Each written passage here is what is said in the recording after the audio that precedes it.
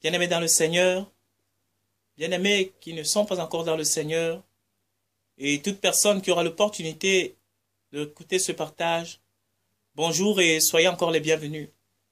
Nous sommes dans la suite de notre série de partage sur les excuses. Donc le titre, c'est toujours les excuses d'aujourd'hui. Et c'est la troisième partie et la dernière, mes bien-aimés. Donc la fois passée, nous avons vu plusieurs sortes d'excuses que les gens trouvaient à notre époque pour ne pas se convertir, pour ne pas venir à Dieu. Les unes plus farfelues que les autres. Les unes peut-être au sens, à la vue générale, par rapport à la compréhension de l'homme, pourraient être très pertinentes. Mais nous avons vu que sur le point de vue de Dieu, ces excuses ne tiendront pas, mes bien-aimés. Et il y a encore une excuse que beaucoup de gens dans notre époque trouvent pour ne pas se donner, pour ne pas venir à Christ, chers bien-aimés dans le Seigneur. C'est l'excuse du temps. Beaucoup disent, quand on les invite à une réunion de prière, quand on leur parle du Seigneur Jésus-Christ, quand on leur présente l'Évangile, beaucoup disent, je n'ai pas le temps. Bien-aimés dans le Seigneur, c'est encore une excuse, fourmentée tout droit, venue de l'enfer. Le diable veut faire croire aux gens qu'ils n'ont pas le temps, même s'il ne les fait pas croire. Le diable accable des gens, affuble les gens d'activité, afin qu'ils n'aient même pas le temps de penser aux choses qui sont essentielles, mes bien-aimés. Mais je crois que sur cette terre, même la personne la plus occupée a quand même par jour au moins 5 minutes de sa vie. Et il ne faut pas 3, 4, 5, 6 heures pour que le salut de Dieu vienne dans la vie d'un homme bien-aimé. Regardez un peu, analysons un peu cette excuse, mes frères et sœurs dans le Seigneur. Ici, les gens disent qu'ils n'ont pas le temps. Nous mettons généralement du temps de côté pour notre instruction, pour notre éducation. Nous mettrons plusieurs années.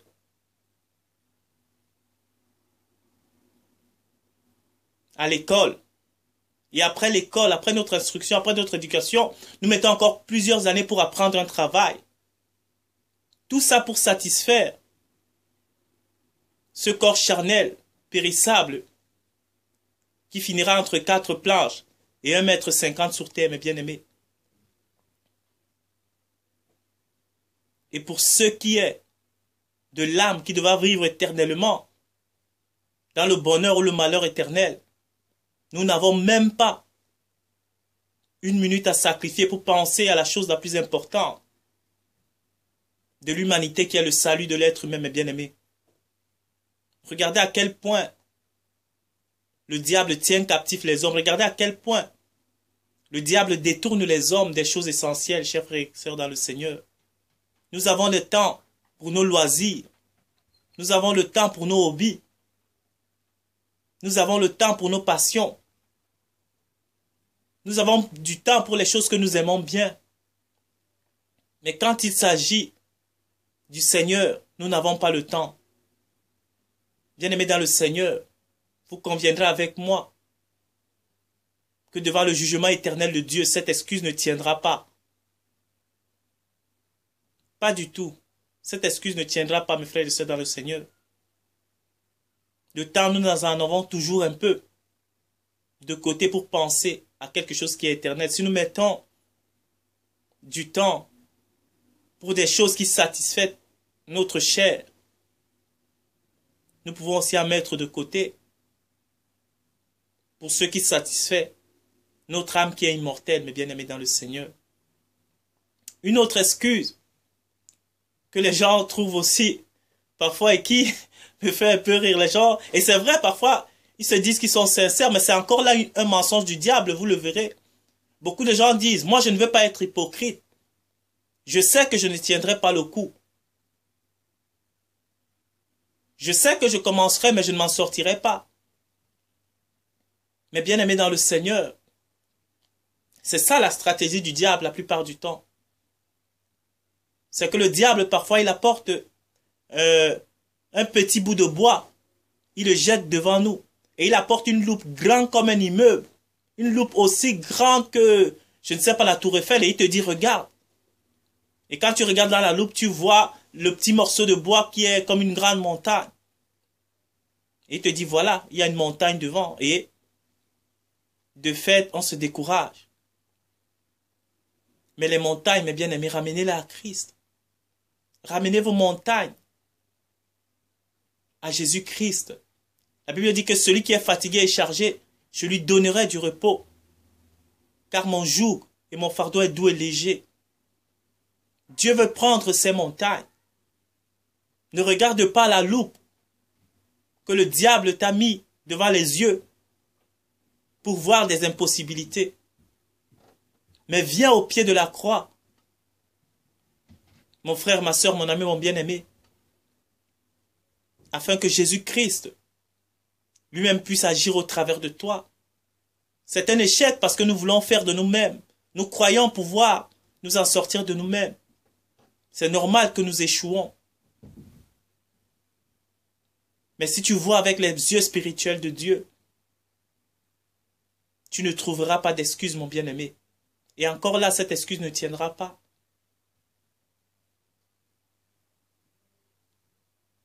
Parce qu'avec le fait de dire, ah, moi je ne m'en sortirai pas, tu n'es jamais venu au pied de Christ pour savoir si tu t'en sortiras ou tu ne t'en sortiras pas, mon bien-aimé. Ça ne sera pas une excuse valable devant Dieu. Ça ne pourra pas être valable. Et d'autres trouveront l'excuse de « je ne peux pas croire ». C'est comme s'il y avait une injustice, c'est comme s'il y avait quelque chose qui fait en sorte que je ne puisse pas croire. Ils ont beaucoup de révérence pour Dieu. Ils ont beaucoup d'admiration pour les gens qui suivent Dieu. Ils ont beaucoup de respect pour ce qui est de Dieu. Mais sur le plan de se donner, de s'impliquer, non, je ne peux pas croire. Ce n'est pas je ne peux pas, mes frères, c'est je ne veux pas croire. Pourquoi? Parce que les gens croient volontiers à ce que les hommes disent. Nous croyons volontiers à ce que les hommes politiques nous disent. Nous croyons volontiers à ce que la TV nous dit. Nous croyons volontiers à ce que la radio nous dit. Nous croyons volontiers aux promesses électorales. Nous croyons volontiers à ce que les gens qui sont faits de chair et de sang comme nous disent. Mais en ce qui concerne ce que le roi des rois, le seigneur des seigneurs, celui qui a fait l'homme et qui le connaît de la plante des pieds jusqu'à la tête, quand il dit quelque chose, on ne peut pas croire. Ou tout simplement on ne veut pas croire. Mais bien aimé, ça ne tiendra pas non plus cette excuse-là. Elle ne tiendra pas. Il faudra trouver mieux. Mais bien aimé, voilà donc encore 3 excuses que nous avons vues aujourd'hui, qui ne tiendra pas devant le jugement de Dieu.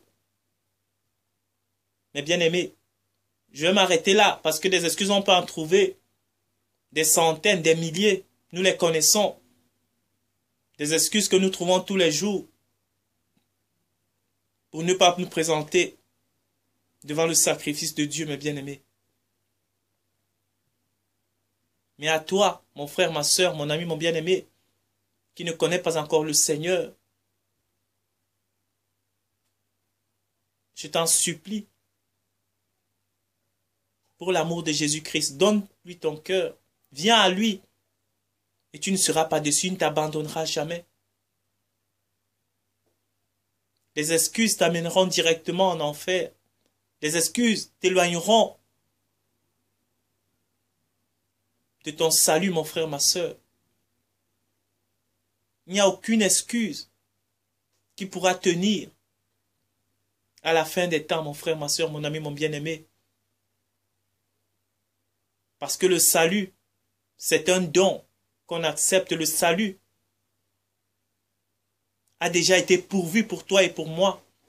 Nous n'avons qu'à tendre les bras et le recevoir.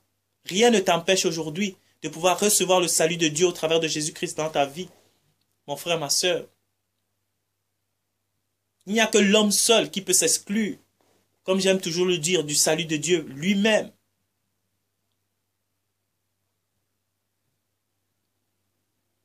En refusant ce salut. C'est la seule chose qui amènera les gens en enfer. C'est le fait qu'ils aient refusé le salut de Dieu. C'est tout. Ça ne sera pas le péché que les gens auront commis. Ça ne serait pas leur nature, ça ne sera pas autre chose. Ça serait simplement qu'ils se sont eux-mêmes trouvés indignes de ce salut, que eux-mêmes ils se sont déviés, ils ont refusé ce salut, mes frères et sœurs. La possibilité t'est donc donnée aujourd'hui. Si tu es de ceux qui, comme moi, il y a longtemps,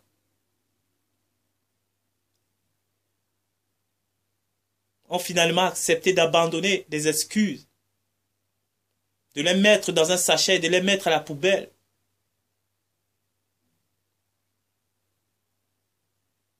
Tu es heureux, mon frère, ma sœur. Prends cette décision aujourd'hui de prendre toutes les excuses possibles et imaginables, toutes celles que tu t'étais forgées et toutes celles que tu ne t'étais même pas encore forgées. Prends-les aujourd'hui. Ouvre un grand sac poubelle. Mets-les dedans, attache-les. Jette-les.